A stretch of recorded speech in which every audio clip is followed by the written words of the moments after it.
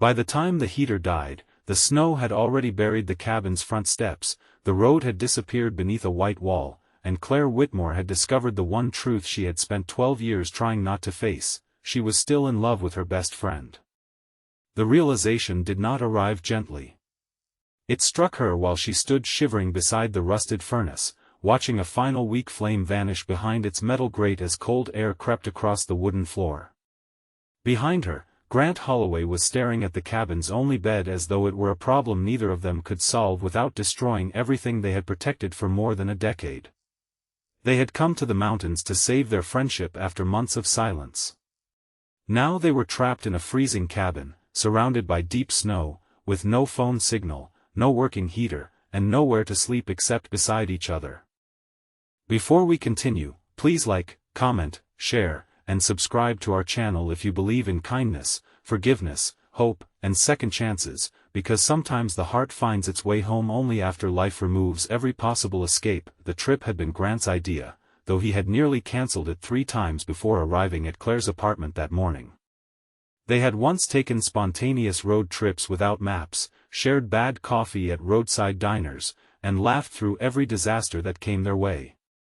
But that easy closeness had changed during the previous year. Grant had become quieter after his father's death, burying himself in long hours at the architecture firm he had inherited. Claire, who worked as a physical therapist, had watched him disappear behind responsibilities he never asked for. She tried to reach him, but each unanswered call made her feel more foolish. Their final argument had happened in daylight outside a hospital where Claire had just finished a difficult shift. She accused him of shutting out everyone who cared about him. Grant, exhausted and grieving, told her she could not fix every broken person she met. The words wounded her because they reduced her loyalty to a professional habit, as if 12 years of friendship had meant nothing. She walked away before he could apologize. For 4 months they exchanged only short messages on birthdays and holidays.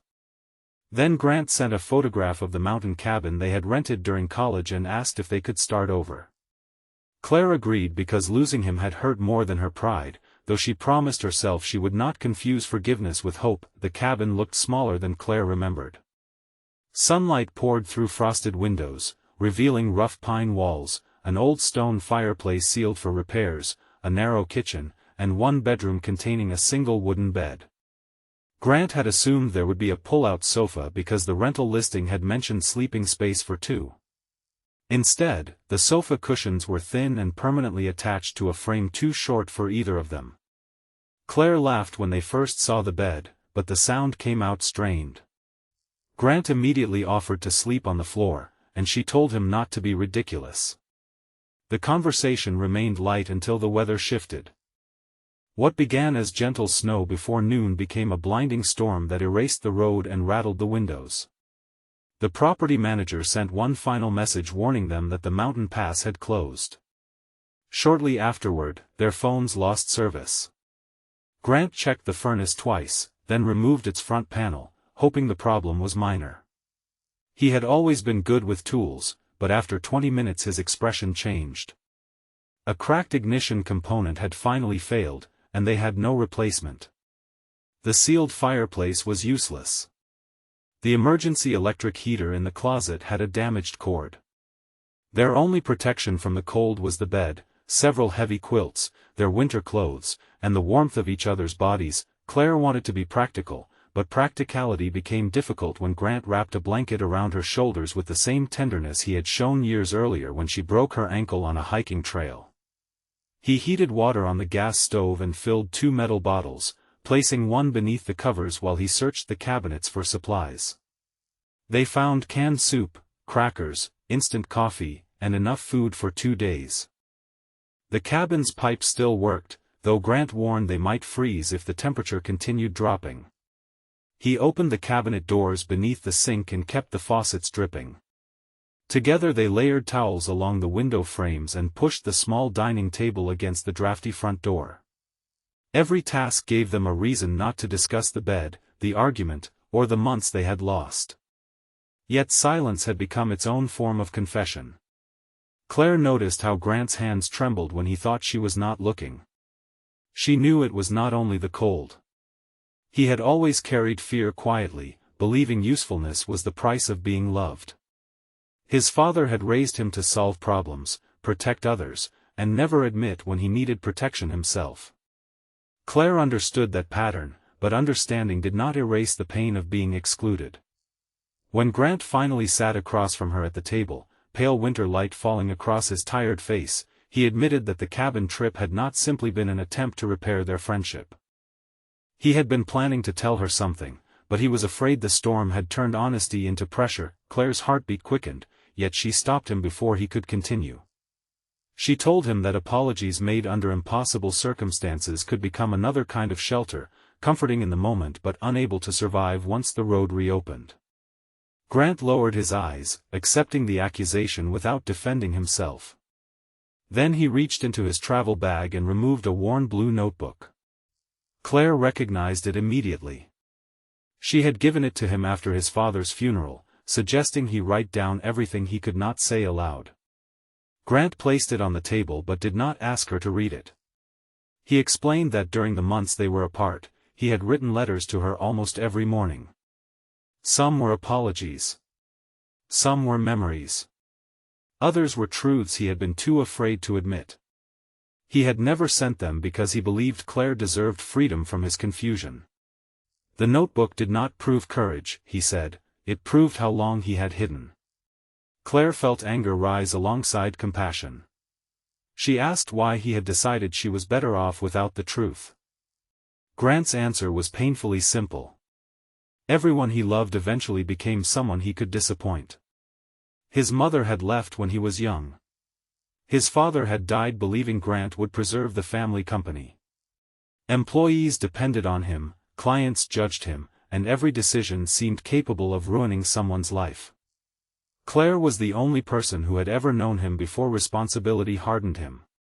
Losing her terrified him, but needing her terrified him even more. The cold deepened through the afternoon, turning their breath visible inside the cabin. Grant insisted that they lie beneath the quilts before their body temperatures dropped further. They climbed onto opposite sides of the bed, still wearing sweaters, coats, wool socks, and gloves. At first, they kept a careful distance between them, separated by inches that felt wider than the snow-covered mountains. Claire stared at the ceiling while memories moved through her mind. Grant waiting outside her college exams with terrible coffee, Grant driving 6 hours when her grandmother died, Grant standing in the rain while she ended an engagement that had slowly become controlling, Grant never once saying he had warned her. She had mistaken his loyalty for certainty. Now she realized he had been afraid all along. When a violent gust shook the cabin, Claire instinctively reached for his arm. Grant became still beneath her hand. Neither of them moved away. The warmth between them was immediate, practical, and dangerous. Grant shifted closer only after asking whether she was comfortable. Claire rested her forehead against his shoulder, feeling the tension leave him in small, uneven breaths. She did not feel trapped. She felt heartbreakingly safe.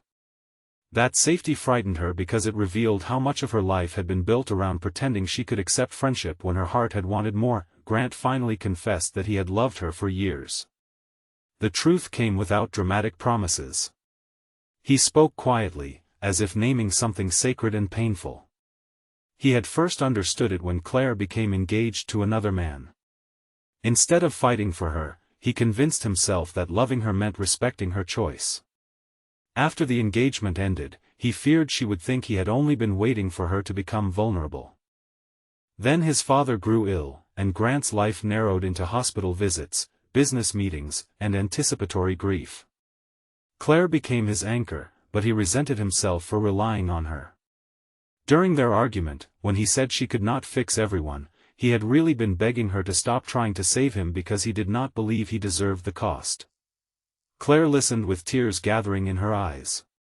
She told him the cruelest part was not that he had been struggling. It was that he had made every decision for both of them.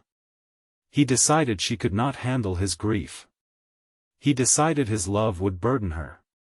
He decided silence was kinder than honesty. Grant did not interrupt. He accepted each truth, and when she finished, he apologized without excuses. He said he had confused isolation with strength and sacrifice with love. Real love, he now understood, required giving another person the dignity of choosing whether to stay. For a while, they simply held each other as snow drifted against the windows and pale daylight softened across the room. Claire wanted to forgive him immediately, but she knew forgiveness without change could become permission for the same wound to happen again. She told Grant that loving her could not mean disappearing whenever fear became unbearable. She could not build a life with someone who treated vulnerability like failure. Grant nodded and promised not perfection but honesty. He admitted he had already begun seeing a grief counselor after nearly losing the firm's oldest employee during a stress-related emergency. The incident forced him to recognize how his silence affected everyone around him. He had also appointed a management team so he would no longer carry the company alone. The cabin trip was supposed to be the first day he stopped hiding from Claire. The storm had not created his confession, it had only removed his last excuse. Claire looked at the blue notebook on the table and asked whether he wanted her to read the letters. Grant said they belonged to her only if she wanted them. She chose not to open the notebook yet. She wanted his living voice, not only the version of him who had spoken safely to empty pages. An unexpected sound broke through the wind, 3 heavy knocks against the front door. Grant climbed out of bed and crossed the cold room while Claire followed, clutching the quilt around her shoulders. Outside stood an older park ranger named Everett Cole, covered in snow and leaning against the doorframe. He had been checking isolated rentals after receiving reports of furnace failures in the area. His snowmobile had struck a buried branch several hundred yards downhill, throwing him into a drift and injuring his leg. Grant and Claire helped him inside, gave him hot soup, and wrapped him in their spare blankets. Everett's radio worked intermittently, but he managed to notify the ranger station that he was safe. Rescue crews could not reach them until the storm weakened. The arrival changed everything. The bed and quilts were no longer merely awkward, they became necessary medical resources. Everett needed to stay warm and keep pressure off his swollen ankle, so Claire used her professional skills to assess him. Grant removed a cabinet door and helped fashion a temporary splint. They worked together with an ease that reminded them of who they had always been at their best, Claire calm and compassionate, Grant resourceful and steady, each understanding the other without needing instructions. Everett watched them from the bed and eventually asked how long they had been married. Claire and Grant exchanged a startled glance before explaining that they were only friends. Everett smiled with the weary wisdom of someone who had lived long enough to recognize fear disguised as caution. He did not offer romantic advice. Instead, he told them that his wife had died 2 years earlier after 43 years of marriage. Their life together had not been beautiful because they avoided pain, he said. It had been beautiful because neither of them had to face pain alone. His greatest regret was every ordinary morning he had wasted believing there would always be another chance to say what mattered. The word settled over the cabin more powerfully than the storm. Claire looked at Grant and saw not the boy who once knew every detail of her life, nor the man who had pushed her away, but a flawed person trying to become brave enough for love. Grant looked at Claire with no expectation in his expression. He had finally given her the choice he had denied her for years. By late afternoon, the wind weakened and sunlight began breaking through the clouds. The snow still covered the road, but the cabin brightened as though the mountain itself had exhaled. A rescue team arrived on 2 tracked vehicles and carried Everett outside. Before leaving, he squeezed Claire's hand and told Grant not to waste another morning. The rescuers repaired the electric heater's cord temporarily and confirmed that a maintenance crew would replace the furnace before sunset.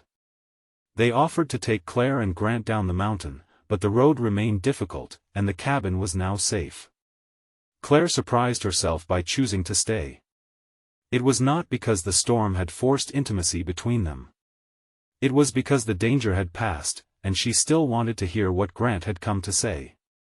Once they were alone again, the electric heater hummed beside the bed, filling the room with slowly returning warmth. Grant stood near the window and told Claire he would understand if she needed time or if friendship was all she could offer. He said loving her did not entitle him to a future with her. Claire crossed the room and placed the blue notebook back into his hands. She told him they could not erase the months of silence, but they could decide what those months taught them. She loved him too. She had loved him long enough to confuse patience with denial and loyalty with safety. But she would not begin a relationship built on fear of losing him. They would begin with honesty, counseling when needed, difficult conversations, and the promise that neither would disappear to protect the other from the truth. Their first kiss was not rushed or dramatic. It happened in the clear light of the winter afternoon while melting ice slid from the roof and the repaired heater warmed the small room around them. Grant touched her face as if asking one final question, and Claire answered by closing the distance herself. The kiss carried 12 years of laughter, grief, missed chances, and forgiveness. It did not feel like two best friends destroying what they had. It felt like two people finally trusting their friendship enough to let it become more.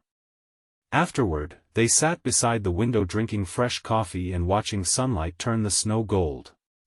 Claire opened the notebook, but instead of beginning with the first letter, she turned to a blank page near the end. Together they wrote the date in one sentence. This was the day we stopped deciding what the other person could survive. Please leave a meaningful comment about whether you believe love becomes stronger when people stop hiding their fears and begin choosing honesty. Sometimes the most important lesson is not that we should never hurt the people we love, but that we must become brave enough to repair what fear has damaged. If this story touched your heart, please like this video, leave a meaningful comment, share it with someone who needs hope today, and subscribe to our channel so you never miss another emotional journey. Months later, Claire and Grant returned to the cabin on a bright spring morning. The snow had melted, wildflowers covered the hillside, and the road was open beneath a wide blue sky. Everett joined them for lunch, walking with a cane and carrying a photograph of his late wife. Grant had continued counseling. Claire had learned to speak before resentment hardened into distance. They still disagreed, still became afraid, and still carried old wounds, but they no longer treated love as a test of how much pain one person could hide. Grant placed the blue notebook on a shelf inside the cabin, not as a symbol of everything he had failed to say, but as proof that silence did not have to become permanent. Then he took Claire's hand and led her outside into the sunlight. The cabin had once seemed like a trap with one bed and no heat, but it became the place where they learned that warmth was never only something a furnace provided. Sometimes warmth was the courage to remain present. Sometimes it was forgiveness offered with boundaries. Sometimes it was a best friend looking at another best friend and finally saying, through every honest choice that followed, that neither of them would ever have to face the cold alone again.